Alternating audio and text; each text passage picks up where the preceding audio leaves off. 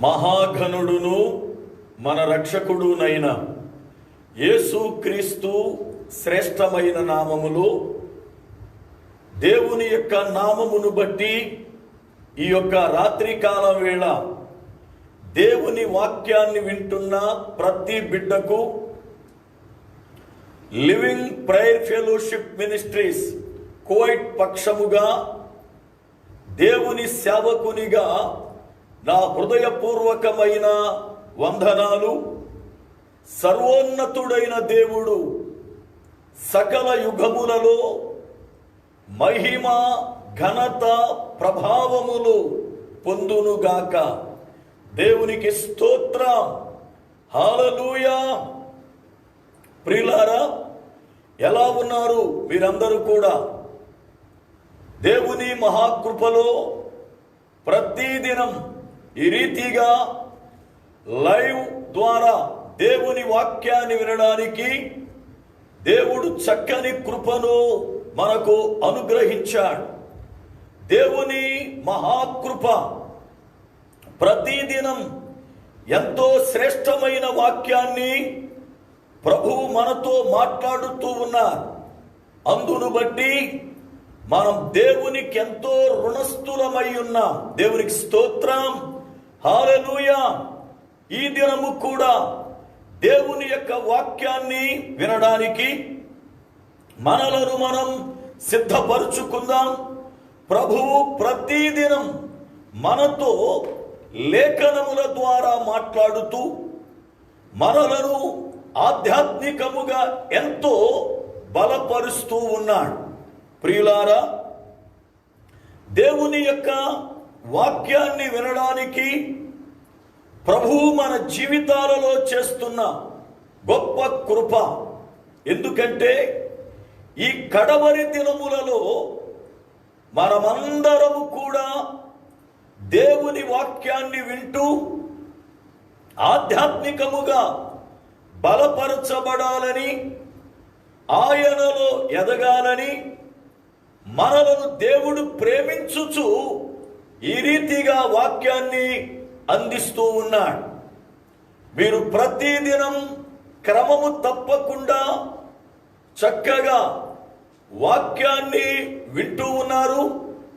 అంతేకాకుండా అనేక మంది వాక్యము వినేటట్లుగా మీరు చక్కగా అనేక మందికి వర్తమానాన్ని షేర్ చేస్తూ ఉన్నారు. అంతేకాకుండా వింటున్న వాక్యాన్ని బట్టి మీరు కామెంట్స్ కూడా పెడుతూ ఉన్నారు. చాలా మంచిది. ఆ కామెంట్స్ పెట్టడం వల్ల మీరు వాక్యం వింటున్నారు అని నాకు అర్థమవుతుంది. అంతేకాకుండా మీలో చాలా మంది నేను ఎరుగని వారు కూడా వాక్యం వింటూ ఉన్నారు. అయితే చాలా మంది మీ ఫోన్ నెంబర్లు కూడా పెడుతూ ఉన్నారు. కనుక దానిని బట్టి నేను మీతో మాట్లాడడానికి కూడా చక్కని అవకాశం అనేది కలుగుతూ ఉంది. కనుక ప్రియులారా, దేవుని యొక్క వాక్యాన్ని వింటూ ఆధ్యాత్మికముగా ప్రతిదినం బలపడుతూ దేవుని రాకడ కొరకై సిద్ధపడడానికి దేవుడు చక్కని కృపను మనకిస్తున్నాడు. దేవునికి స్తోత్రం. హల్లెలూయా. దినములు బహు చెడ్డగా ఉన్నాయి. ఈ దినములలో మరణం ఏ రీతిగా వస్తుందో తెలియని పరిస్థితులు, మనుష్యులు రకరకములైన ఇబ్బందుల చేత కలవరపడుతూ ఉన్నారు. కనుక మనము దేవుని వాక్యాన్ని వింటూ ఆదరణ పొందుతూ బలపరచబడవలసిన వారమై ఉన్నాం. దేవునికి స్తోత్రం. హల్లెలూయా. ఈ దినం అనేక మంది ప్రార్థన, దేవుని సన్నిధి అని ప్రియులారా భక్తి కలిగి దేవునిలో ఎదగడానికి ఇష్టపడుతూ ఉన్నారు. వారిని బట్టి దేవుణ్ణి స్తుతిస్తూ ఉన్నారు. దేవుని యొక్క మహాకృప మనము చక్కగా వాక్యాన్ని వినే భాగ్యాన్ని దేవుడు అనుగ్రహించాడు. వాస్తవానికి ఈ లాక్డౌన్ సమయాలలో ఆరాధనలు లేకపోవడం వల్ల ఎంతో మంది బిడ్డలు వాక్యము లేక, సహవాసము లేక, సరైన ఆధ్యాత్మిక పరిస్థితులు లేక ఎంతో కలవరము చెందారు. కానీ దేవుని కృపను బట్టి ప్రతిదినం ఈ రీతిగా వాక్యము అందించబడుటను బట్టి చాలా మంది బిడ్డలు చక్కగా దేవునిలో ఎదుగుతూ బలపడుతూ ఉన్నారు. దేవునికి స్తోత్రం, హల్లెలూయా. దేవుని యొక్క లేఖనాలను మనము ధ్యానిస్తూ ఉన్నాం. ప్రియులారా, ప్రకటన గ్రంథం 1వ అధ్యాయం 7వ వచనములో ఇదిగో ఆయన మేఘారూరుడై వచ్చుచున్నాడు అన్న మాటను చదువుకొని మేఘారూరుడు అన్న పదమును ప్రక్కన పెట్టి ఇదిగో ఆయన వచ్చుచున్నాడు అన్న మాటను ప్రియులారా మనము ధ్యానించడం ప్రారంభించాం. అయితే అది ఈ నెల 5వ తారీఖున ప్రారంభించాం. కానీ ఇంకా సగము వర్తమానము కూడా అవ్వలేదు ఇప్పటి వరకు. కారణమేమిటి అని అంటే, దేవుని యొక్క రాకడ వస్తుంది అని ప్రభువు మనలను పదే పదే హెచ్చరిస్తూ ఉన్నాడు. కారణం, మనము పెండ్లి కుమార్తెగా సిద్ధపరచబడాలి అని. అయితే పెండ్లి కుమార్తెగా సిద్ధపడాలి అనంటే పెండ్లి కుమార్తె చీర కావాలి. అప్పుడు పెండ్లి కూతురు సిద్ధపడుతూ ఉంది. పెండ్లి చీర కావాలి అని అంటే ప్రధానము జరిగితే ఆ ప్రధానములో పెళ్లి చీర వస్తూ ఉంది. ప్రధానము జరగాలి అని అంటే ముందు నిశ్చితార్థము జరగాలి. నిశ్చితార్థం జరగాలి అని అంటే ఒక పురుషునికి ఆ స్త్రీ ఇష్టురాలుగా ఉండాలి. అనగా ఆమె యందు ఇష్టము కలిగి ఆమెను వివాహం చేసుకోవడానికి ఆ పురుషుడు ఇష్టపడాలి. ఆ స్త్రీ ఇష్టము పుట్టించేదిగా ఉండాలి. అంటే ఆ స్త్రీ పెద్దదవ్వాలి, అనగా రజస్వల కావాలి. రజస్వల కావాలి అని అంటే ఆ బిడ్డ ఎదగాలి. ఎదగాలి అని అంటే ముందు ఆ బిడ్డ జన్మించాలి. అయితే జన్మించడాన్ని గూర్చి నేర్చుకున్నాం, ఎదగడాన్ని గూర్చి నేర్చుకున్నాం, పెద్దదిగా అయిన దానిని గూర్చి నేర్చుకున్నాం. ఇప్పుడు నీ యందు నాకు ఇష్టము పుట్టినది అనే మాటలో 3వ భాగాన్ని ధ్యానిస్తూ ఉన్నాం. మొదటిది, నీవు ఆభరణ భూషితురాలవైతివి. రెండవది, నీకు స్తనములు ఏర్పడెను. మూడవది, నీ తల వెంట్రుకలు పెరిగెను. ఇందును బట్టి నీ యందు నాకు ఇష్టము కలుగుచున్నది అని యెహెజ్కేలు గ్రంథము 16వ అధ్యాయము 7, 8 వచనములను ధ్యానిస్తున్నాం. ఆ ఇష్టము పుట్టించున్నది అన్న దానిలో తల వెంట్రుకలు పెరిగెను అన్న మాటను ధ్యానిస్తూ సంసోనునకు పెరిగిన తల వెంట్రుకలను గూర్చి చెప్పుకుంటూ సంసోను జీవితములో జరిగిన ఒక్కొక్క ఘట్టం ధ్యానిస్తున్నాం. ఆ ఘట్టాలలో సంసోను 3వ స్త్రీ దగ్గర నుండి అర్ధరాత్రి వేళ బయటకు వెళ్ళిపోయిన సంగతిని ధ్యానిస్తూ, ఈ రాత్రి నీవు బయటకు రాకుండిన ఎడల నీ దగ్గర ఒక్కడు కూడా ఉండడు, నీకు బాల్య దినముల నుండి ఇప్పటి వరకు జరిగిన అపాయముల కన్నా కష్టతరమైనవి జరుగును అని యోవాబు అనబడుతున్న దావీదు సైన్యాధిపతి దావీదుని హెచ్చరించినటువంటి మాటను ధ్యానిస్తూ, ఒకవేళ రాత్రిలో అనగా పాపములో చీకటిలో ఉన్న మానవుడు బయటకు రాకపోతే ఆ మనిషి దగ్గర నుండి ఎవరెవరు వెళ్ళిపోతారు, అసలు ఆ మనిషికి ఎవరున్నారు అనే విషయాలను పులారా మనము ధ్యానిస్తూ ఉన్నాం.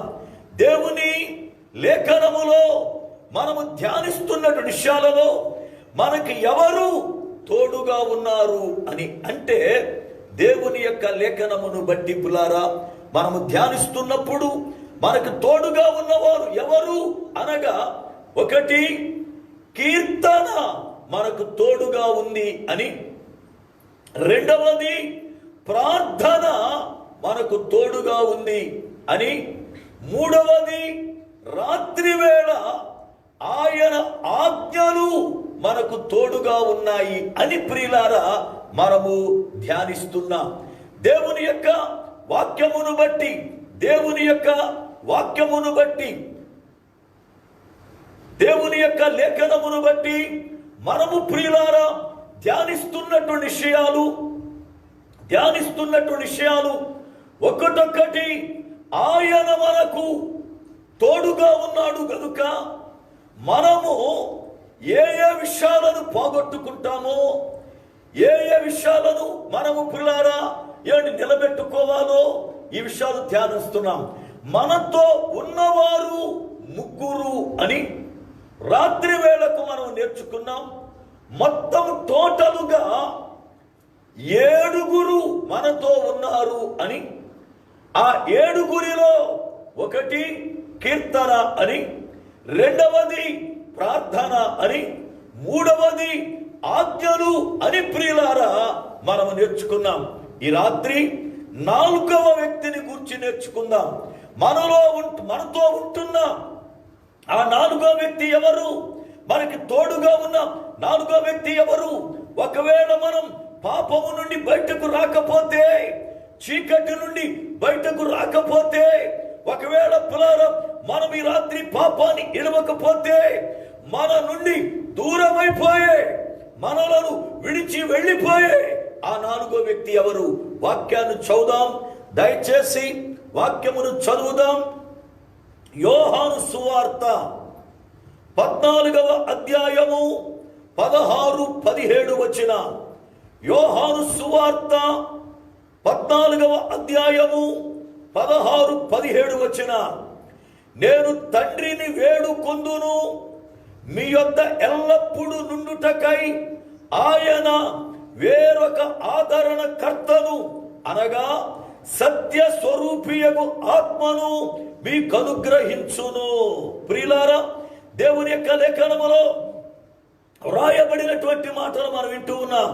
లోకము ఆయనను చూడదు, ఆయనను ఎరుగదు గనుక ఆయనను పొందనేరదు. మీరు ఆయనను ఎరుగుదురు, ఆయన మీతో కూడా నివసించును, మీలో ఉండును. ఆయన మీతో కూడా నివసించును, మీలో ఉండును.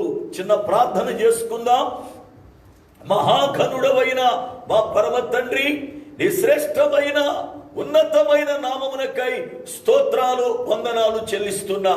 మీ అత్యంతమైన కృపను బట్టి ఈ రాత్రి కాల వేళ లేఖనము చదవబడి ఉన్నది.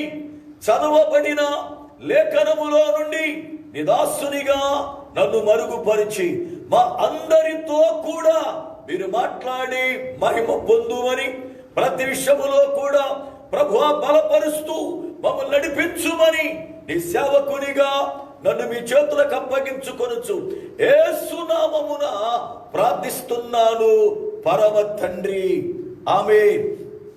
దేవుని యొక్క లేఖన గ్రంథములో వ్రాయబడినటువంటి మాటలు పులారా మనం జాగ్రత్తగా వింటూ ఉన్నాం. ఒక మనుష్యుడు పాపములో ఉన్నప్పుడు ఆ పాపమును విడిచి బయటకు రాకపోతే ఆ మనిషితో నివసిస్తున్న, ఆ మనిషితో ఉంటున్న పరిశుద్ధాత్ముడు వెడలిపోతాడు అని ఈ రాత్రి మనం ధ్యానిస్తున్నాం. అనగా మనకి తోడుగా ఉండే 4వ వ్యక్తి పరిశుద్ధాత్మ దేవుడు. అయితే పరిశుద్ధాత్మ దేవుడు మనతో ఉండాలి అని అంటే మనము పరిశుద్ధత కలిగి ఉండాలి. ఒకవేళ మనలో అపవిత్రత ఉంటే, మనలో చెడు ప్రవేశిస్తే మనలను విడిచి వెళ్ళిపోతాడు అనడానికి ఒక సంభవాన్ని చెబుతాను. చూడండి, కీర్తన గ్రంథము 51వ కీర్తన 11వ చరణం. కీర్తన గ్రంథం 51వ కీర్తన 11వ చరణం.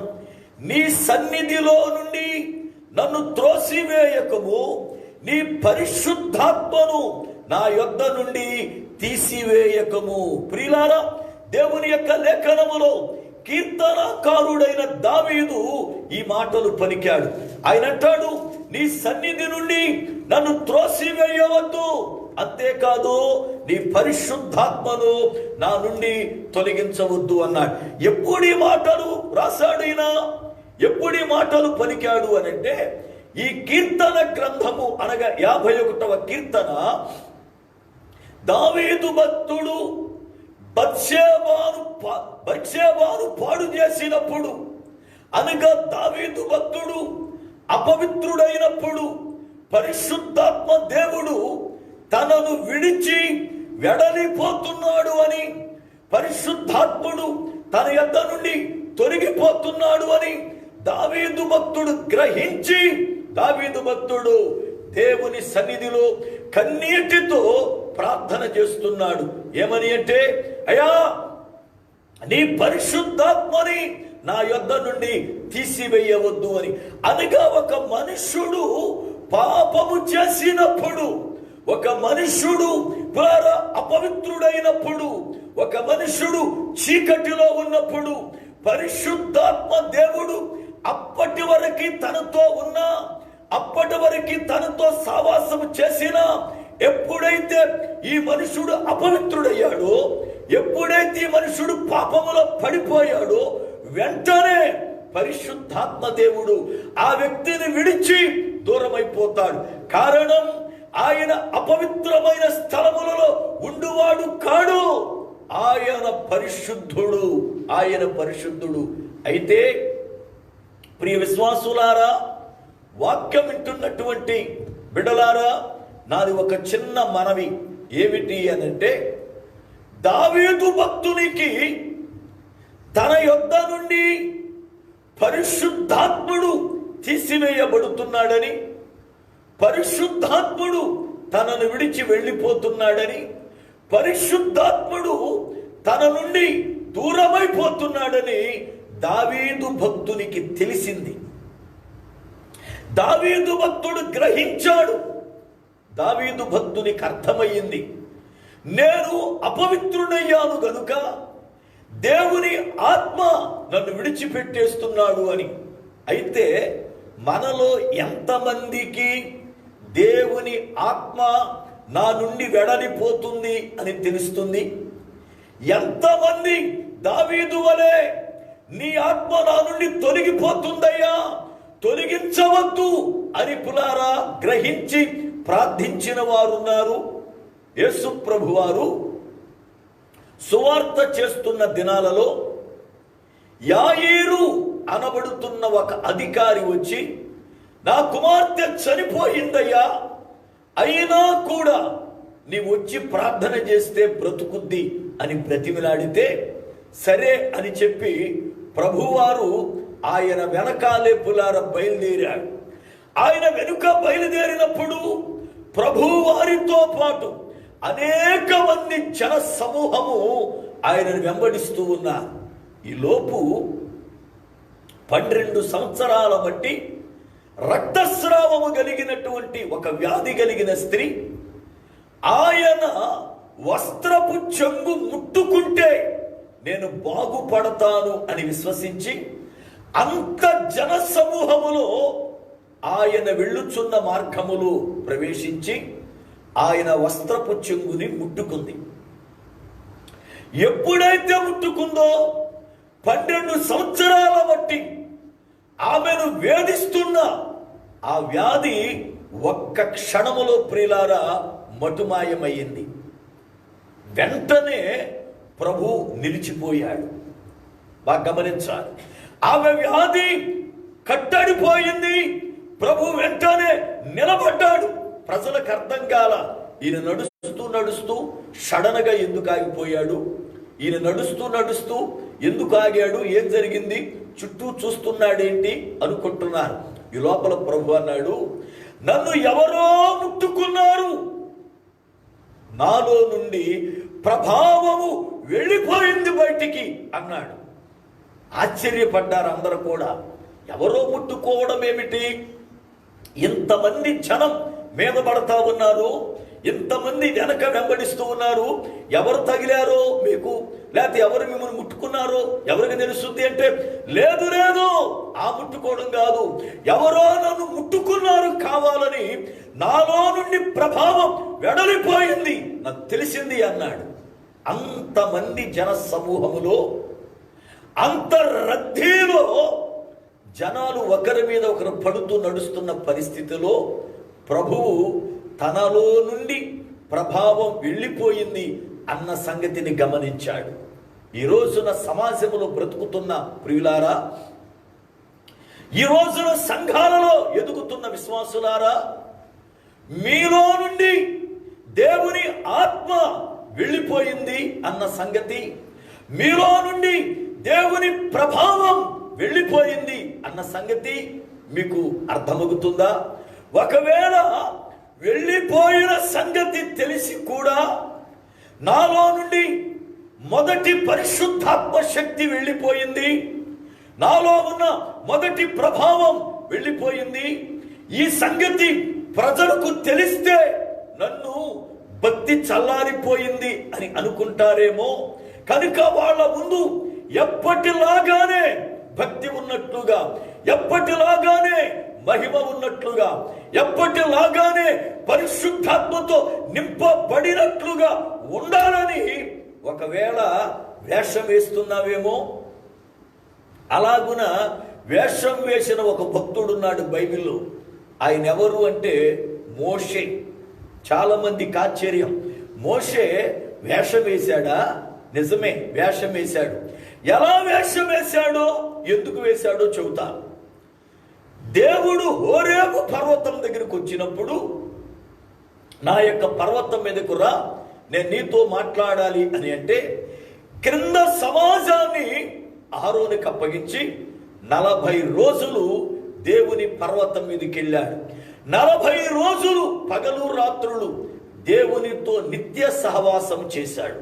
అయితే ఆ సహవాసము చేసి క్రిందకు వస్తున్నప్పుడు ఆత్మ పూర్ణుడై ఆత్మ అభిషేకముతో క్రిందకు వస్తుంటే ఆయన ముఖములో నుండి గొప్ప ప్రకాశత బయటికి కనబడుతూ ఉంటే, అన్నయ్య అహరోను గాని 70 మంది పెద్దలు గాని మిగిలిన ప్రజలు గాని ఎవ్వరూ ఆయన ముఖాన్ని చూడలేక వాళ్ళ ముఖాలు కిందకెట్టుకుని మాట్లాడేవారు. మోషేకి అర్థమైంది, నా ముఖాన్ని చూడ్డానికి వీడు భయపడుతూ ఉన్నారు, నా యొక్క ముఖములో ఏదో ఒక ప్రకాశత, దేవుని ప్రభావం కనబడుతుంది, అందుకే వీళ్ళు నా ముఖం చూడలేకపోతున్నారు, వీళ్ళు నా ముఖము చూసి మాట్లాడాలి అని ఆ ముఖానికి ముసుగు వేసుకున్నాడు. అంటే తన ప్రభావము బయటికి కనబడకోకుండా తన ప్రభావాన్ని కాపాడుకోవడానికి ముసుగు వేసుకున్నాడు. తరువాత మోషేలోని ప్రభావం తగ్గిపోయింది, మోషేలోని ప్రభావం చల్లారిపోయింది. ఆ పరిస్థితిలో మోషే ఇంకా తీసేయచ్చు ముసికి. ఎందుకంటే ఒకప్పుడు ప్రభావం ఉంది కనుక ముసిగేసుకున్నాను, ఇప్పుడు లేదు లేవయ్యా, మీరు మామూలుగా నాతో మాట్లాడొచ్చు, పూర్వం నన్ను చూసినట్లే మీరు చూడొచ్చు అని చెప్పి ముసిగి తీసివేయొచ్చు. కానీ అలా తీస్తే మోషేలో భక్తి తగ్గిపోయింది, మోషేలో మహిమ తగ్గిపోయింది, మోషే మనలాంటి వాడు అయిపోయాడు అనుకుంటారు అని చెప్పి ఆ తగ్గిపోయిన మహిమ ప్రభావం ప్రజలకు కనబడకుండుటకై మోషే ముసుకిని అలాగే వేసుకునేవాడు. చూడండి వాక్య గ్రంథాన్ని ఒక్కసారి. కొరింథీయులకు రాసిన మొదటి పత్రిక, క్షమించాలి, కొరింథీయులకు రాసిన 2వ పత్రిక 3వ అధ్యాయం 12వ వచనం చదువుతున్నా. కొరింథీయులకు రాసిన 2వ పత్రిక 3వ అధ్యాయము 12వ వచనము నుండి, తగ్గిపోవుచున్న మహిమ యొక్క అంతమును ఇశ్రాయేలీయులు తేరి చూడకుండునట్లు మోషే తన ముఖము మీద ముసుగు వేసుకొనెను. అంటే అర్థమేమిటి? తగ్గిపోతున్నటువంటి తన మహిమ ఇశ్రాయేలీయునికి తెలియకుండుట కొరకై ఎప్పటిలాగే మహిమ ఉన్నట్లుగా అనుకోవాలి ప్రజలని, ఎప్పటిలాగే దేవుని ప్రభావము కలిగిన వాడు అనుకోవాలని ఆయన తగ్గిపోతున్న మహిమను కాపాడుకోకుండా ఆయన పులారా ఆ తగ్గిపోతున్న మహిమకు ముసుగు వేశాడు. అనగా వేషధారిగా ప్రవర్తించాడు దైవజనుడైన మోషే. ఈ రోజున చాలా మంది పులారా మనలో అట్టి వేషధారులే ఉన్నారు కదా. మొదటి ప్రార్థన మనలో లేదు, ఇప్పుడు తగ్గిపోయింది. కానీ మొదటి ప్రార్థన ఉన్నట్టుగానే మేకపోతు గాంభీరాన్ని చూపిస్తాం సమాజంలో. దాన్ని మేకపోతు గాంభీరం అంటారు. మేకపోతు గంభీరత్వానికి సాదృశ్యం బైబిల్ గ్రంథములో. కానీ పైకి గంభీరంగా ఉంటుంది, కానీ లోపల దాని గుణం దానికి తెలుసు, దాని స్వభావం దానికి తెలుసు. కనుక చాలా మందిలో మొదటి ప్రార్థన లేదు ఇప్పుడు, కానీ మొట్టమొదటి ప్రార్థన ఉన్నట్టుగానే ప్రవర్తిస్తూ ఉంటారు. మొట్టమొదటి వాక్యం లేదిప్పుడు, మొట్టమొదటి వాక్యం ఉన్నట్టుగానే ప్రవర్తిస్తారు. మొదటి ఆత్మ అభిషేకం లేదిప్పుడు, మొదటి కృపావరములు లేవిప్పుడు, మొదటి యొక్క దర్శనములు లేవిప్పుడు, మొట్టమొదటి కన్నీటి ప్రార్థన లేదిప్పుడు, మొట్టమొదటి సమర్పణ లేదిప్పుడు, మొదటి ప్రేమ లేదిప్పుడు. కానీ ఇప్పుడు పులారా అవన్నీ తొలగిపోయినను. అవన్నీ ఉన్నట్టుగానే మనము కూడా మోషే వలె ముసుగేసుకుంటూ ఉన్నాం. జాగ్రత్త సుమా, నువ్వు ముసుగేసుకుంటే ప్రజలకు తెలియదేమో కానీ నీ ముసుగు లోపల ఏముందో ప్రభువారికి స్పష్టంగా తెలుసు. కనుక మనుషులను మోసగించవచ్చు కానీ దేవునిని మనం మోసగించలేం. దావీదు భక్తునికి తనలో ఉన్న పరిశుద్ధాత్ముడు విడిచి వెళ్ళిపోతున్నాడు అని అర్థమైంది. ప్రియ సోదరుడా, నీవు రక్షించబడిన తరువాత నీతో సావాసము చేయడానికి పరిశుద్ధాత్ముడు నీతో నివసిస్తూ ఉంటే, నీవు దేవుని సన్నిధిలో నడుస్తూ ఊహించని రీతిగా పాపములో పడిపోయినప్పుడు, ఊహించని రీతిగా అపవిత్రతలో పడిపోయినప్పుడు, ఊహించని రీతిగా పులారా లోకములో పడిపోయినప్పుడు పరిశుద్ధాత్ముడు దుఃఖక్రాంతుడై నిన్ను విడిచి వెళ్ళిపోతే ఎప్పుడైనా అయ్యో నన్ను పరిశుద్ధాత్ముడు విడిచిపెట్టేశాడు, అయ్యో నేను భ్రష్టత్వములోకి వెళ్ళిపోతున్నాను, దేవా తిరిగి పరిశుద్ధాత్ముని నాకు అనుగ్రహించు అని ప్రార్థించిన సందర్భాలు మనలో ఉన్నాయంటారా? దావీదు భక్తునికి తన నుండి ఆత్మ వెళ్ళిపోతున్న సంగతి అర్థమయ్యింది. అలాగే ప్రియులారా, యేసు ప్రభువారికి తనలో నుండి మహిమ వెడలిపోయినట్లుగా యేసు ప్రభువారికి అర్థమయ్యింది. అంతేకాదు, యాజకుడైన ఏలీ కోడలు ఫినెహాసు భార్య, ఆమెకు ఇశ్రాయేలీలలో నుండి ప్రభావం వెళ్ళిపోయినట్లుగా అర్థమయ్యింది. సమూయేలు మొదటి గ్రంథం 4వ అధ్యాయం 20 నుండి 22 వరకు మనం చదివితే, సమూయేలు మొదటి గ్రంథం 4వ అధ్యాయం 20 నుండి ఆఖరి వరకు మనం చదివితే అక్కడ ఈ మాటలు మనకు అర్థమవుతాయి. ఇశ్రాయేలీయులు ఫిలిష్తీయులతో యుద్ధం చేస్తున్నప్పుడు యుద్ధములో వాళ్ళు ఓడిపోతే మందసం మన మధ్యన ఉంటే గెలుస్తామని దేవుని ఆలయములో ఉన్న అతి పరిశుద్ధ స్థలములో ఉండవలసిన మందసాన్ని తీసుకొచ్చి యుద్ధ భూమిలో పెట్టారు. యుద్ధ భూమిలో వారు పెట్టినను వారి క్రియలను బట్టి వారు ఫిలిష్తీయుల చేతులు ఓడిపోగా ఇశ్రాయేలీయులలో ఉన్న ఆ మందసాన్ని ఫిలిష్తీయులు వారి యొక్క దేశానికి తీసుకుని పోయారు. ఎప్పుడైతే తీసుకుని పోయారో ఆ వార్త ఒక యవనస్తుడు వచ్చి దైవజనుడనే ఏలీకి చెప్పాడు. ఏలీ ఆ వార్త వింటుండగానే పీట మీద కూర్చుని, అతడు బాగా ఒళ్ళు కలిగిన వాడు గనుక వార్త వినగానే ఆ కంగారులు వెనక్కి పడి మెడ విరిగి చనిపోయాడు. ఆయన యాజకుడు. ఆ వార్త ఏలీ యొక్క కోడలు వింది. అప్పటికి ఆమె నిండు గర్భిణి. ఇక కొద్ది రోజుకో ఒక రోజుకో ఒక పూటకో నొప్పులు వచ్చే కాలం అది. ఎప్పుడైతే ఆ వార్త విందో ఆ కలవరముతో ఆమెకు నొప్పులు వచ్చేసాయి. మోకాళ్ళ మీద కృంగి బిడ్డను గనేసింది. కానీ ఆ బిడ్డకు పేరు పెట్టింది. ఏమని తెలుసా? ఈకాబోదు అని పేరు పెట్టింది. అదేమిటి ఈకాబోదు అని ఎందుకు పెట్టింది అంటే, ఆమె చెప్పింది ఇశ్రాయేలులో నుండి మందసం వెళ్ళిపోయింది శత్రువులకి. మందసం శత్రువుల చేతిలో పట్టుబడింది గనుక ఇశ్రాయేలులో నుండి ప్రభావం వెడలిపోయింది. ఆ తల్లికి తెలిసింది తన యొక్క ప్రజలలో నుండి ప్రభావం వెళ్ళిపోయిందని.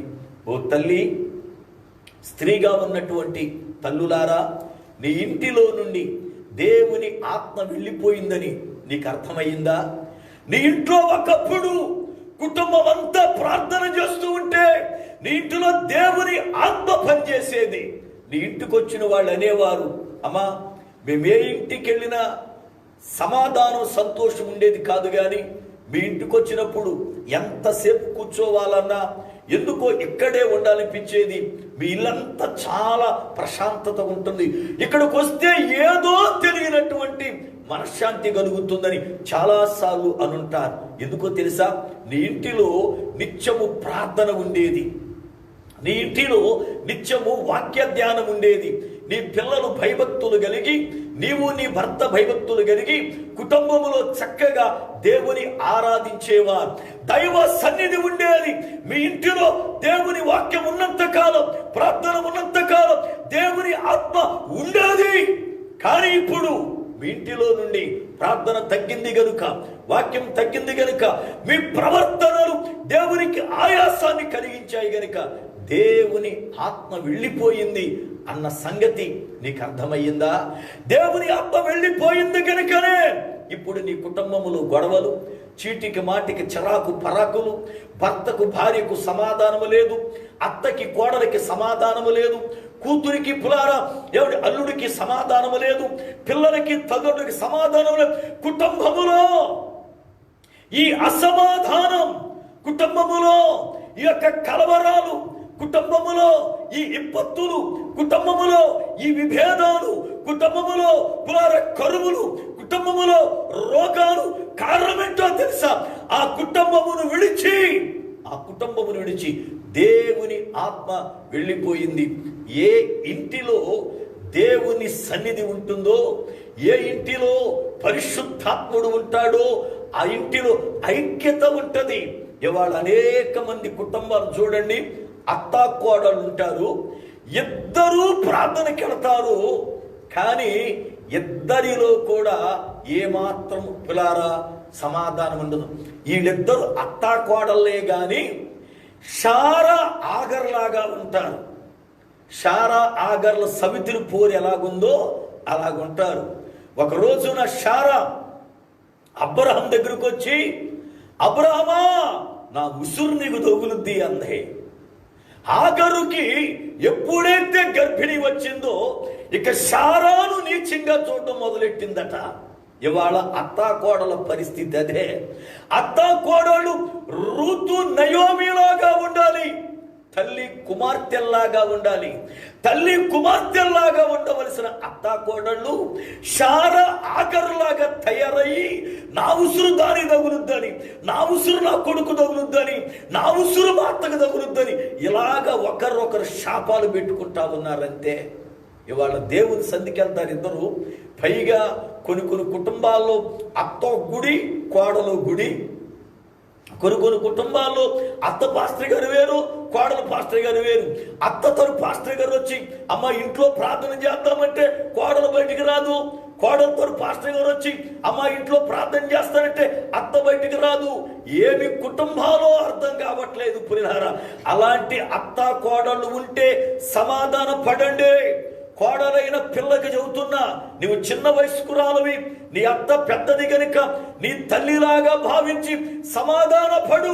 ఒకవేళ అత్త కోప్పడిందా, తెలియదులే అత్తమ్మ, ఇదిగో నన్ను మన్నించు అని పిల్లారో చెప్పు. ఇదిగో తెలియదులే అత్తమ్మ, నేర్చుకుంటానని చెప్పు. అంతేగాని ప్రతిదానికి ఆ ముసలిదానికి చాదత్వం ఎక్కువైపోయింది, నేనేం చేసినా నచ్చట్లని మీ అమ్మకని చెప్పి పిల్లార భర్తకి ఎక్కించకు. భర్త పిల్లార నీ విషయంలో, తన తల్లి విషయంలో ఏం చేయాలో తెలియక పిల్లార భర్త నలిగిపోతాడు. నువ్వు చూస్తూ వాడిని చంపుకు. అలాగే అత్తలైన తల్లులకి నా మనవి, నీ కూతురులాగా భావించు. ఆ పిల్లకు ఒకవేళ తెలియకపోతే అలా కాదమ్మా అని నేర్పు. అంతేగాని ఈ ముదృష్టం దాని తెచ్చాడు నా ఇంట్లోకి వీడు, నేను చేసిందైతే బాగుండేదని, లేకపోతే ఈ పిల్ల నా నెత్తి మీద కూర్చుంటుంది అని చెప్పి పిల్లలు, ఆ కోడల పిల్లని నువ్వు నిందించొద్దు. అత్త కోడళ్ళు రూతు నయోమి లాగా ఉండాలి. నేటి పరిస్థితుల్లో పులారా రూతు నయోమి లాంటి అత్తా కోడల్ని మనం చూడడం బహు అరుదు పులారా. ఇప్పుడు మనం అంతా కూడా చూసేది ఎవరంటే షారాయి, ఆగర్లే. అత్త మీద కోడలకి కంప్లైంట్, కోడల మీద అత్త కంప్లైంట్. పులారా అత్తేమో కోడలు నిందించడం, ఎవడి పులారా కోడలేమో అత్తని నిందించడం. జాగ్రత్త సుమా. ఎందుకు కుటుంబాల్లో విపత్తులు, కుటుంబాల్లో ఎందుకు అసమాధానం, కుటుంబాల్లో ఎందుకు ఈ పరిస్థితులు చెప్పరా? ఆ కుటుంబములో నుండి పరిశుద్ధాత్ముడు వెళ్ళిపోయాడు. కారణం పరిశుద్ధాత్మ సన్నిధి తొలగిపోయింది. కారణం ఆ కుటుంబములో ఉన్న అపవిత్రతే కారణం. తల్లి ఏలి కోడలికి ఇశ్రాయేలీయులలో నుండి ప్రభావం వెళ్ళిపోయినట్లుగా, ఆ ప్రజలలో నుండి దేవుని సన్ని తొలగిపోయినట్లుగా ఆ తల్లికి అర్థమయ్యింది. ఇవాళ నీ పిల్లల్లో నుండి భక్తి తొలగిపోయిందని తల్లి నీకు తెలుస్తుందా? నీ పిల్లలు ఒకప్పుడు మంచి ప్రార్థనా పరులు కదా, నీ పిల్లలు ఒకప్పుడు చక్కగా సండే స్కూల్కి వెళ్ళేవారు కదా, ఒకప్పుడు నీ పిల్లలు పులారా దేవునిందు భయభక్తులు కలిగిన వారు కదా, ఒకప్పుడు నీ పిల్లలు చక్కగా పులార దైవుని సేవలో ఎదుగుతున్నవారు కదా. కానీ ఈ రోజున నీ పిల్లలలో నుండి దేవుని ఆత్మ వెళ్ళిపోయిందని, పిల్లలారా మీరు ఎదుగుతున్నారు, వయసు వచ్చింది కానీ మీలో ఉన్న మొట్టమొదటి అనుభవం లేదు, ప్రార్థన లేదు, ఆత్మ లేదు, తొలగిపోయింది, ప్రభు నాకు బయలుపరుస్తున్నాడు అని ఎప్పుడైనా నీ పిల్లల్ని గురించి ఆలోచించావా? చాలా మంది తల్లులు నేను ఎరుగుదును, వీళ్ళు ఎంత ప్రార్థన నటన చేస్తారో, కానీ వీళ్ళ పిల్లలు చూస్తే ఎంత భ్రష్టులో. నిజం, ఇవాళ చాలా మంది స్త్రీలు సేవ చేస్తూ ఉన్నారు. వీళ్ళు మంచిదే, సువార్త ప్రకటించడం మంచిది, మీకు పిలుపుంటే మీరు పరిచర్య చేయడం మంచిది. అయితే కానీ మీ పిల్లల సంగతి ఏంటి?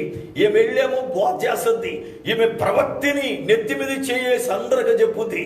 కానీ ఈమె కొడుకేమో ఏ సినిమా రిలీజ్ అయితే దానికి వెళ్ళి బ్యానర్లు కడతాడు, ఆ సినిమా హీరో ఫ్యాన్స్ అని తలకు రిబ్బలు కట్టు తిరుగుతాడు.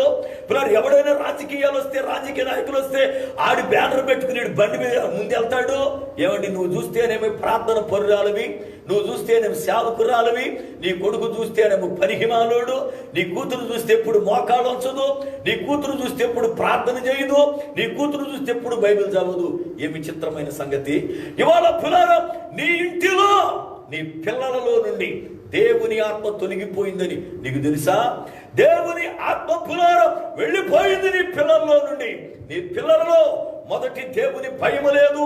నీ ముందు ఒక నటనాడుతున్నారు, నువ్వు లేనప్పుడు లేక బయటికి వెళ్ళినప్పుడు ఇంకొక నటనాడుతున్నారు. వాళ్ళు దేవుని గుడికి నీతో వచ్చినప్పుడు ఎంతో నీతిమంతుల వలె, ఎంతో పరిశుద్ధుల వలె సంఘం ముందు, దైవజనుడి ముందు, నీ ముందు నటనాడుతున్నారు. కానీ వారి ఒంటరిగా ఉన్నప్పుడు, వారి కాలేజీలు కడుతున్నప్పుడు, డ్యూటీని కడుతున్నప్పుడు, వారి స్నేహితుల మధ్య కడుతున్నప్పుడు వారి యొక్క ప్రవర్తన వేరు, వాళ్ళ ప్రవర్తన వేరు. ఎందుకో తెలుసా? దేవుని సన్నిధి వాళ్ళలో నుండి తొలగిపోయింది. దేవుని సన్నిధి వాళ్ళు చెడిపోయింది. దేవుని సన్నిధి నీ బిడ్డలలో నుండి వెళ్ళిపోయిన సంగతి ఓ తల్లి నీకు తెలుస్తుందా? నువ్వు అనుకుంటున్నావు, అబ్బో నా బిడ్డలు మంచి గొప్పోళ్ళండి, నా బిడ్డలు ఎంతో నీతిమంతులండి. అయితే నీ బిడ్డల్లో నుండి దేవుని ఆత్మ వెళ్ళిపోయిన సంగతి ఏమిటి? నీ బిడ్డల్లో పులారా, నీ బిడ్డలు ఆత్మ ఆర్పివేస్తున్నారు సంగతి ఏమిటి? ఏలీ కోడలకి ఇశ్రాయేల్లో నుండి ప్రభావం వెళ్ళిపోవడం తెలుసు. దావీదు భక్తునికి తనలో నుండి పరిశుద్ధాత్ముడు తొలగిపోతున్న సంగతి తెలుసు. యేసు ప్రభు వారికి తనలో నుండి ప్రభావం వెళ్ళిపోతున్న సంగతి తెలుసు. ఈ రోజున ప్రియులారా, దేవుని ఆత్మ నీ సంఘాన్ని విడిచి వెళ్ళిపోయింది అని దైవజనుడా నీకు తెలుసా? చాలా మంది దైవజనులు మా సంఘములో ఆత్మ ఉంది, ఆత్మ ఉందని కొట్టుకుంటున్నారు, కానీ దేవుని ఆత్మ లేదు. దేవుని ఆత్మ లేదు. అందుకే సంఘాలలో అనైక్యత, సంఘాలు చీలిపోవడం గల కారణం పరిశుద్ధాత్ముడు ఉంటే సంఘాలు చీలవు. ఎందుకో తెలుసా? అపోస్తలుడైన పౌలు ఎఫెసీయులకు రాసిన పత్రిక 4వ అధ్యాయం 1వ వచనంలో చెప్పాడు. ఎఫెసీ పత్రిక 4వ అధ్యాయం 1వ వచనంలో అంటాడు, ఆత్మ కలిగించు ఐక్యమును కాపాడుకొనండి అంటాడు. అనగా పరిశుద్ధాత్ముడు ఐక్యత కలిగిస్తాడు. ఇవాళ సంఘాలు ఎందుకు చీలిపోతున్నాయి? ముఠాలుగా ఎందుకు విడిపోతున్నాయి? కుటుంబాలు ఎందుకు విడిపోతున్నాయి? కారణం పరిశుద్ధాత్ముడు ఆ సంఘములో లేదు. పరిశుద్ధాత్ముడు సంఘములో ఉంటే సంఘములో పరిశుద్ధత ఉంటది, సంఘములో దేవుని భయం ఉంటది, తప్పు చేస్తే శిక్ష ఉంటది. పరిశుద్ధాత్ముడు ఏ సంఘములో ఉంటే ఆ సంఘములో తప్పు చేసిన వాడు శిక్షిస్తాడు. అందుకే దేవుని భయం ఉంటుంది ప్రజలకి. ఉదాహరణ, క్రొత్త నిబంధన గ్రంథములో అన్నయ్య సభ్యరాలు ఉన్నారు. అపోస్తలులు సేవ ప్రారంభిస్తే వాళ్ళందరూ కూడా వారికి ఉన్నటువంటి స్థిర ఆస్తులను అమ్మేసి తెచ్చి సేవకుల పాదాల దగ్గర పెట్టి, అయ్యా మీతో పాటే బతుకుతాం, మీరు తింటాం, మీతో దేవుని ఆరాధించుకుంటాం, మాకేమి ఇంకా లోకం మీద వ్యామోహం లేదని మొత్తం వాళ్ళందరూ కూడా ఆలోచన చేసుకుని ధనమంతా సేవకుల కాళ్ళ దగ్గర పెట్టారు. సేవకులు నమ్మకస్తులు, ధనాన్ని పెంటగా చూసేవాళ్ళు, కాళ్ళ దగ్గర పెట్టారు, పెంటగా చూసేవాళ్ళు. అందుకనే వాళ్ళు పులారా దేవుని పరిచర్యలో వాళ్ళ చిరస్థిరాస్తులు అమ్మేసి అవి తెచ్చి వాళ్ళ దగ్గర పెట్టేవాడు. ఆ పరిస్థితుల్లో అననీయ సప్యర అనబడుతున్న ఇద్దరు కూడా భార్యాభర్తలు వాళ్ళకున్నది కూడా అమ్మేసి సగం ఇంట్లో దాచుకుని సగం పంచుకుని దేవుని మందిరానికి వచ్చి అబద్ధాలు ఆడారు. అబద్ధం ఎప్పుడైతే ఆడారో వెంటనే పరిశుద్ధాత్మ దేవుడు మందిరములోనే వాళ్ళను ముద్దితే అక్కడే పడి చచ్చిపోయారు. ఎప్పుడైతే వారు మరణించారో దేవుని మందిరములో, దేవుని సంఘములో ప్రజలలో భయం ప్రారంభమైంది. భయం. మళ్ళీ వేరే వాడు అబద్ధం ఆడడానికి ధైర్యం చేయలా, మోసపు క్రియలు చేయడానికి ధైర్యం చేయలా. అనగా పరిశుద్ధాత్ముడు సంఘములో ఉంటే ప్రజలకు భయం కలుగుతుంది, ప్రజలకు శిక్ష కలుగుతుంది, ప్రజలకు ఐక్యత కలుగుతుంది. పరిశుద్ధాత్ముడు సంఘములో ఉంటే సంఘం ఆధ్యాత్మికమైనటువంటి ఉన్నతమైన లోతులలోనికి నడిపించబడుతుంది. ఈ రోజున సంఘాలలో పరిశుద్ధాత్ముడు లేడు గనుకనే సంఘాలలో అపవిత్రత ఎక్కువైపోయింది. సంఘాలలో వ్యభిచారం, కొయిరు పాటలు పాడుతూ ఉంటారు, వాయిద్యాలు వాయించే వాళ్ళతో అపవిత్రమైన కార్యాలు, వాయిద్యాలు వాయిస్తూ ఉంటారు, కొయిరు వాళ్ళని అపవిత్రమైన చూపులు చూడడం, బోధకులుగా బోధిస్తూ ఉంటారు, సావాసపు స్త్రీలతోనే అపవిత్రమైన సాంగత్యం. పురాణ దేవుని మందిరానికి వస్తూ ఉంటారు, దేవుని మందిరములోనే అపవిత్రమైన సాంగత్యం. ఈ రోజున దేవుని సంఘాలు దేవుని ఆత్మ వెళ్ళిపోయిందన్న సంగతి దైవజనులారా ఎంతమందికి తెలుస్తుంది? మీలో నా సేవ అనుభవంలో జరిగిన ఒక ఘట్టాన్ని చెబుతా. ఊరి పేరు చెప్పను కానీ, ఎందుకంటే లైవ్ గనక అది భావ్యం కాదు, వారిని మనము బయట పెట్టడం అనేది సబబు కాదు. కానీ జరిగిన సంఘటన తెలుసుకుంటాం మంచిది. మన బ్రతుకుల్లో కూడా ఒకవేళ అలాంటి క్రియలు ఉన్నాయేమో సరి చేసుకోవచ్చు. ఒక గ్రామానికి నేను పిలువబడ్డా.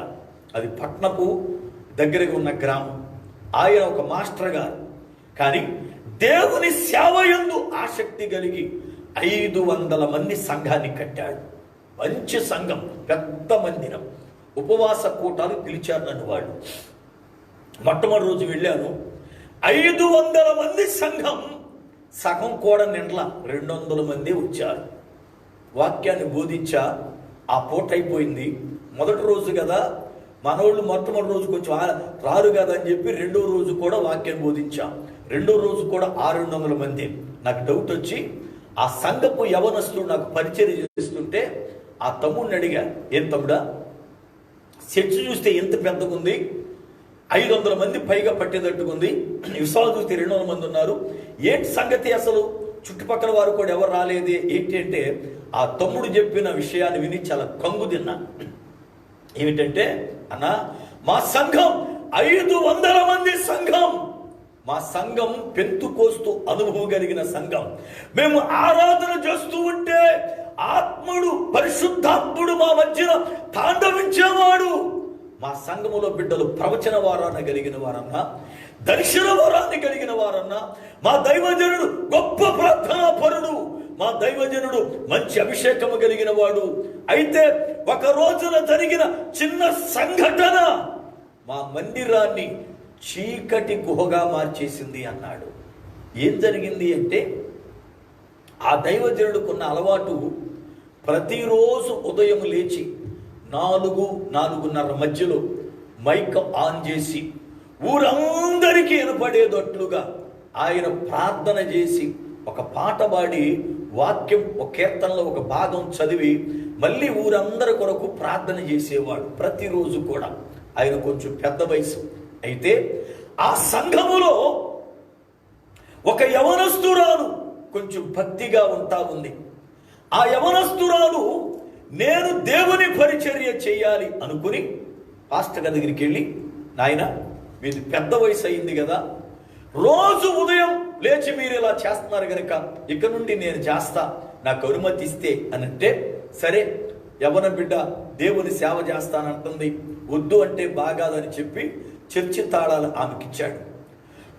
ఉదయం ప్రతిరోజు 4 గంటలకు వచ్చేది మందిరానికి. చక్కగా ప్రార్థన మైక్ ఆన్ చేసేది, ప్రార్థన చేసేది, ఒక పాట పాడేది, వాక్యం చదివేది, ఊరందరి కొరకు ప్రార్థన చేసేది. రోజు క్రమం అలాగున ఒక 30 గంట లోపు కార్యక్రమం చేస్తూ ఉండేది. ఒక రోజున కొంతకాలానికి ఒక యవనస్తుడు, అతడు పులారా డ్యూటీకి వెళుతూ ఉన్నాడు. అయితే అతడు ఉదయమే లేచి వెళ్ళాలి. అతడు కూడా రక్షింపబడిన వాడే. లేచి ఉదయం ప్రార్థన చేసుకుని వెళ్ళాలి అంటే లేవలేక డ్యూటీ మానేస్తా ఉన్నాడు. ఆ పరిస్థితిలో దైవజనుడి దగ్గరికి వచ్చి, అయ్యా నేను డ్యూటీకి వెళ్ళాలి, రోజు వెళ్ళకపోతే గడవదు నాకు, అయితే ఇంటికాడ పండుకుంటే లేవలేకపోతున్నాను, మీరు అనుమతిస్తే చర్చిలో పడుకుంటా, ఉదయం రోజు ఇదిగో వాక్యం చెబుతున్నారు కనుక పొద్దుండే ఆ టయానికి లేచి నేను కూడా ప్రార్థన చేసుకుని అప్పుడు ఇంటికెళ్ళి ఇక సిద్ధపడి ఉద్యోగానికి వెళతాను అంటే, సరే యవన బిడ్డ వద్దు అంటే బాగాదు, ఇది సంఘం అంటే అందరికీ ఇదిగో ప్రయోజనకరంగా ఉండాలి కదని ఆ దైవజనుడు అలాగే బాబును అన్నాడు.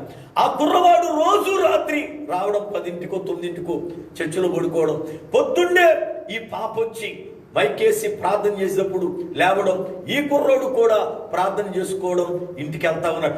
ఇలా కొన్ని రోజులు జరుగుతూ ఉండగా ఉదయకాల వేళ ఈ పిల్ల వెళ్తా ఉంది, ఆ కుర్రోడు లెగుస్తూ ఉన్నాడు. ఇలాగునప్పున వాళ్ళిద్దరి మధ్యన సావాసం పెరిగి పెరిగి పెరిగి చివరికి ఒక రోజున చర్చిలోనే వాళ్ళిద్దరూ కూడుకున్నారు. చర్చిలోని ఇద్దరు కూడా అపవిత్రమైన సాంగత్యం చేశారు. అయిపోయింది, వీళ్ళకి వెళ్ళిపోయారు. మళ్ళీ 2వ రోజు వచ్చారు, బాగానే మళ్ళీ ప్రార్థన చేశారు. 3వ రోజు ఆదివారం వచ్చింది. ఆదివారం వచ్చింది, దైవజనుడికి ఇవేమీ తెలియదు. వచ్చాడు, మందిరంలో ప్రార్థన ప్రారంభించాడు, పాటలు పాడుతున్నాడు, ఆరాధన చేస్తూ చేస్తూ చేస్తూ ఉండగా సడన్ గా పరిశుద్ధాత్ముడు ఒక బిడ్డలో నుండి ప్రవచనాత్మకమైన మాట చెప్పాడు. ఏమని తెలుసా? నా మందిరం నా మందిరం అపవిత్రమైంది కనుక ఈ అపవిత్రమైన స్థలములో నేను ఉండలేను, నన్ను దుఃఖపరిచారు అని చెప్పి ఆ సడన్గా వారిలో నుండి పరిశుద్ధాత్ముడు వెళ్ళిపోయాడు.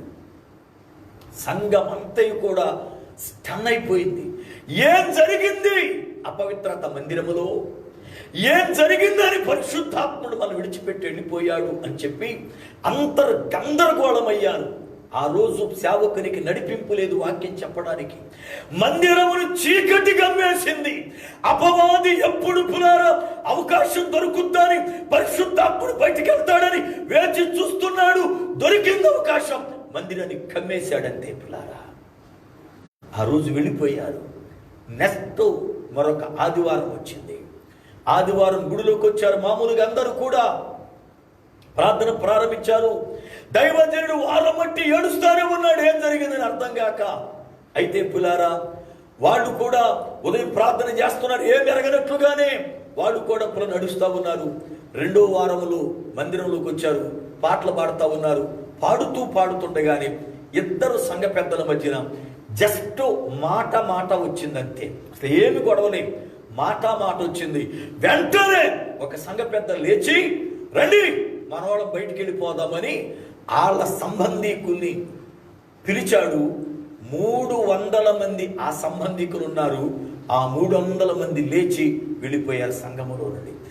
ఆ రోజు నుండి ఈ సంఘములు 200 మంది మిగిలారు గాని పరిశుద్ధాత్ముడు మాత్రం ఆ సంఘములోనికి రాటల్లా. ఒకవేళ ఎవరినైనా దైవజనుడుగా నాలాంటి వారిని పిలిస్తే ఆ దైవజనుడి పైన దేవుడు కనికరపడి దైవజనుడు వెళ్ళి వాక్యము చెప్పినంతసేపు దేవుని సేవకుడిని దైవజనుడిని పరిశుద్ధాత్ముడు వాడుకొని ఆయనతో పాటే వెళ్ళిపోతున్నాడు. కానీ దేవుని మందిరములో ఆయన ఉండట్లా. ఈ రోజున పులారా, దైవజనులారా, మీ మందిరాలలో దేవుని ఆత్మ వెళ్ళిపోయిందన్న సంగతి మీకు తెలుస్తుందా? నిజముగా నీ మందిరములో దేవుని ఆత్మ ఉంటే సేవకుడా, నీ మందిరములో వ్యభిచారపు క్రియలు ఉండవే, మోహపు చూపులు ఉండవే, జారత్వాలు ఉండవే, మోసాలు ఉండవే, దగాలు ఉండవే, రాజకీయాలు ఉండవే, అసూయలు ఉండవే, గర్వం ఉండదే. ఈ రోజున ఇవన్నీ సంఘాల్లో ఉంటున్నాయంటే కారణం ఏంటో తెలుసా? సంఘాలలో దేవుని ఆత్మ లేదు. ఈ రోజున సంఘాలలో వేషధారణ ఉంది, సంఘాలలో పిల్లల గొప్పలు ఉన్నాయి, సంఘాలలో హేయమైన క్రియలు ఉన్నాయి, సంఘాల్లో హేయమైన క్రియలు. అందుకే సంఘాల్లో డ్యాన్సులు, సంఘాల్లో పులార విందులు, సంఘాల్లో రాజకీయాలు, సంఘాల్లో కుతంత్రాలు, సంఘాల్లో వ్యర్థమైన కార్యాలు. కారణం సంఘాలలో పరిశుద్ధాత్మ దేవుడు విడిచిపోయాడు. ఈ రోజున ఆలోచించండి, దేవుని వాక్యం పులార మనతో మాట్లాడుతూ ఉంది. మనకి ఉన్నటువంటి 4వ స్నేహితుడు ఎవరు అంటే పరిశుద్ధాత్ముడు. యేసు ప్రభువారు చెప్పిన మాటలు చదువుతున్నాను, జాగ్రత్తగా విందాం. యోహాను సువార్త 14వ అధ్యాయము 16 వచనం 17 వచనములో పులారా ప్రభువారు చెప్పిన మాట. యోహాను సువార్త 14వ అధ్యాయం 16, 17 వచనాలు. నేను తండ్రిని వేడుకొందును, మీ యొద్ద ఎల్లప్పుడూ నుండుటకై ఆయన వేరొక ఆదరణకర్తను అనగా సత్య స్వరూపియగు ఆత్మను మీకు అనుగ్రహించును. లోకం ఆయనను చూడదు, ఆయనను ఎరుగదు గనుక ఆయనను పొందనేరదు. మీరు ఆయనను ఎరుగుదురు, ఆయన మీతో కూడా నివసించును, మీలో ఉండును. యేసు ప్రభువారు చెప్పిన శ్రేష్టమైన మాట పులారా, నేను వేడుకుంటా తండ్రిని మీతో కూడా ఉండేటట్లుగా, ఎల్లప్పుడూ మీతో సావాసము చేసేటట్లుగా వేరొక ఆదరణకర్తను పంపించమని అన్నాడు. వేరొక అంటే అర్థం ఏమిటి అంటే, ఒక ఆదరణకర్త ఉన్నాడు, ఆయన కాదు, వేరే ఆయన్ని పంపించమంట అన్నాడు. ఆదరణకర్త అనగా అర్థం ఉత్తరవాది అని వాక్యం బోధించింది. చూడండి మీరు ఆ యొక్క 16వ వచనములో ఆదరణకర్త అన్న దగ్గర 1 అని సంఖ్య ఉంటే కింద ఫుట్నోట్ మీద ఉత్తరవాది అని వ్రాయబడింది. అంటే ఆదరణకర్త అనగా ఉత్తరవాది అనగా నేను ఉత్తరవాదిని పంపించు, వీళ్ళకు తోడుగా ఉంటాడు అని అంటాను. అయితే ఇప్పుడున్న ఉత్తరవాది కాదు, వేరే ఉత్తరవాదిని పంపిస్తా. ఆయన ఎవరు అంటే సత్య స్వరూపి అయిన ఆత్మ అని చెప్పాడు. అయితే వేరొక ఆదరణకర్త పరిశుద్ధాత్ముడైతే మరి ముందు ఆదరణకర్త ఎవరు? ముందు ఉత్తరవాది ఎవరు? వేరొక వ్యక్తి. నేను రాను గాని వేరే వ్యక్తిని పంపిస్తా అంటే నేను ఒక వ్యక్తిని ఉన్నానని, నా స్థానములో ఆయన పంపిస్తానని. ఇప్పుడు పులారా వేరొక ఆదరణకర్తను పంపమని నేను అడుగుతాను అంటే వేరొక ఆదరణకర్తకి ముందున్న ఆ ఉత్తరవాది ఎవరు అంటే యేసు ప్రభువారే. దేవునికి స్తోత్రం. చూడండి వాక్యాన్ని. యోహాను రాసిన మొదటి పత్రిక 2వ అధ్యాయము 1వ వచనం చదువుతున్నా. యోహాను రాసిన మొదటి పత్రిక 2వ అధ్యాయము 1వ వచనం. నా చిన్న పిల్లలారా, మీరు పాపము చేయకుండుటకై ఈ సంగతులను మీకు వ్రాయిచున్నాను. ఎవడైనను పాపము చేసిన ఎడల నీతిమంతుడైన యేసు క్రీస్తు అను ఉత్తరవాది తండ్రి యొద్ద మనకున్నాడు. మరలా చదువుతున్నా. యేసు క్రీస్తు అను ఉత్తరవాది తండ్రి యొద్ద మనకున్నాడు. ఉత్తరవాది అన్న స్థలములో 3 అని సంఖ్య ఉంది. కింద ఫుట్నోట్ మీద రాయబడింది ఆదరణకర్త అని. అనగా మొదటి ఆదరణకర్త, మొదటి ఉత్తరవాది యేసు ప్రభువారు. మనకున్న మొదటి ఆదరణకర్త, మనకున్న మొదటి ఉత్తరవాది అనగా పులారా ఇదిగో మన పక్షమున ఉండి మనతో ఉండి మన పైన పులారా ఇదిగో ఆదరణ కలిగించేవాడు యేసు ప్రభువారు. మరొక ఆదరణకర్త అనగా మరొక ఉత్తరవాది ఎవరు అంటే పరిశుద్ధాత్మ దేవుడు. యేసు ప్రభువారు వెడలిపోయే కాలం వస్తుంది గనుక, ఆయన భౌతికముగా శారీరక రూపములో ఉన్నాడు గనుక, మన అందరితో ఉండలేడు గనుక, ప్రపంచములో ఉన్న ప్రతి బిడ్డతో ఉండేవాడు ఆత్మరూపుడు గనుక ఆయనను పంపించమని ప్రార్థిస్తాను. తండ్రి నా మాట విని పంపిస్తాడు. ఆయన మీతో కూడా ఎల్లప్పుడూ ఉంటాడు అని చెప్పాడు. అనగా మనకున్న 4వ స్నేహితుడు పరిశుద్ధాత్మ దేవుడు. ఆయన మనతో ఉండి ఏ కార్యాలు చేస్తాడో, ఆయన మనతో ఉండి మనలను పులారా ఎలాగూ నడిపిస్తాడో 7 విషయాలు మనం తెలుసుకోవలసిన వారమై ఉన్నాం. దేవుని చిత్తమైతే రేపటి దినాన పరిశుద్ధాత్ముడు ఒక విశ్వాసి జీవితములో, రక్షించబడిన జీవితములో, యేసుక్రీస్తు రక్తము చేత కడగబడి పవిత్రత కలిగిన బిడ్డల జీవితాలలో ఆయన ఏం చేస్తాడో, వారితో ఆయన ఎలాగ ఉంటాడో, వారితో ఆయన ఎలా సావాసం చేస్తాడో రేపు రాత్రి మనం నేర్చుకుందాం. ఎందుకంటే ఆయన మనల్ని విడిచి పోతే మనం భ్రష్టులైపోతాం కనుక ఆయన మనల్ని విడిచిపోకుండా నిమిత్తం మనల్ని పరిశీలన చేసుకుందాం. దావీదుకి అర్థమయ్యింది పరిశుద్ధాత్ముడు విడిచిపెడుతున్నాడని. ఏలీ కోడలకు అర్థమయ్యింది ప్రభావం వెళ్ళిపోయిందని. యేసు ప్రభువారికి అర్థమయ్యింది ప్రభావం వెళ్ళిపోయిందని. మోషేకు అర్థమయ్యింది మహిమ తగ్గిపోతుందని. కానీ దావీదు వెళ్ళిపోతున్న పరిశుద్ధాత్ముని వెళ్ళనియొద్దని ఏడ్చాడు. ఏలీ కోడలు దుఃఖారావము చెందింది. యేసు ప్రభువారు వెళ్ళిపోయింది అని వాపోయాడు. కానీ మోషే వేషధారిగా ముసిగేసుకున్నాడు. ఈ రాత్రి నీ ఆత్మీయ జీవితములో దావీదు వలె ఉంటావా లేక మోషేలాగుంటావా? నిర్ణయము నీదే. ప్రార్థన చేసుకుందాం. ప్రార్థన. సర్వకృపానిధివగు పరమ తండ్రి, నీ శ్రేష్టమైన ఉన్నతమైన నామమునకై స్తోత్రాలు వందనాలు చెల్లిస్తున్నాను.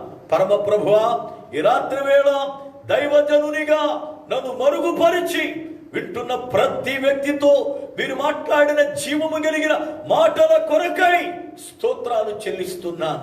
ప్రభువా, విత్తబడిన వాక్యం నీరు గట్టి ఫలింపు దయచేయండి.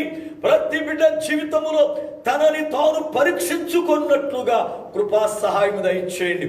ఈ రాత్రి వేళ వాక్యం విన్న ప్రతి బిడ్డను దర్శించండి. కుటుంబాలలో నెమ్మదిని, శాంతిని, సమాధానమును దయచేయండి. కుటుంబాలలో పులారా మీ సన్నిధి ఉంచండి. కుటుంబాల్లో ఉన్న ప్రతి విధమైన దుష్టాత్మ బంధకములను యేసు నామమున లయపరచండి. వారి కుటుంబాలకు ఆశీర్వాదమును అనుగ్రహించి నీ కృపతో నింపండి. యేసు నామమున ప్రార్థిస్తున్నారు పరమ తండ్రి, ఆమేన్.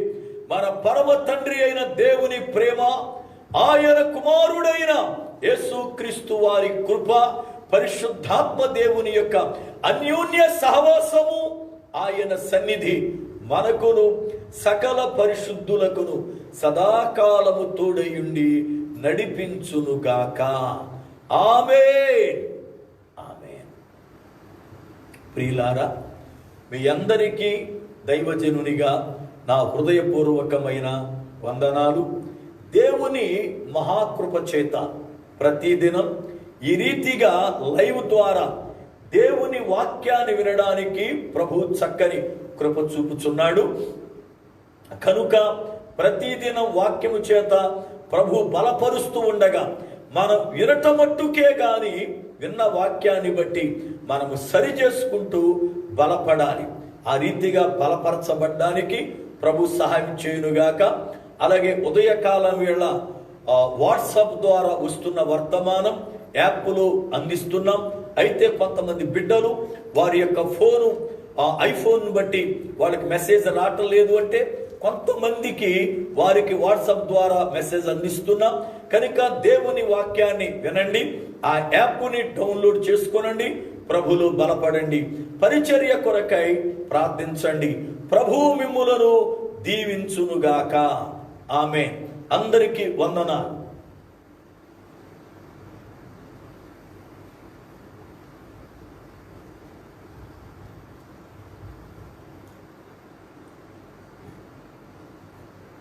ఆపేసా బటన్